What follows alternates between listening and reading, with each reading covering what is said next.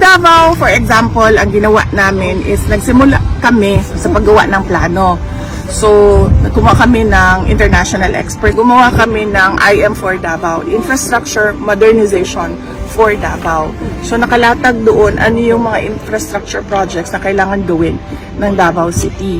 Isa doon is flood control and drainage system. Kasi nga antiquated na yung drainage system ng Davao City, tapos mabilis yung urbanization. So, kailangan sumusunod din yung flood control project, tsaka updating ng drainage system. Gumawa na naman kami ng isa pang plano. Out of that big master plan, meron kaming maliit na plano doon, nakalagay na doon, nakalatag na doon. Ano yung mga kailangan gawin ng Davao City na mga projects para makontrol yung baha at maayos yung drainage system.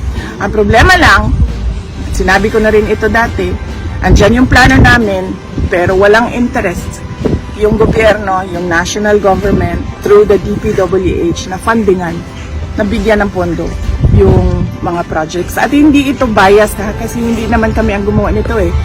Kumuha kami ng consultants, international experts, to help us make that plan based on their experience.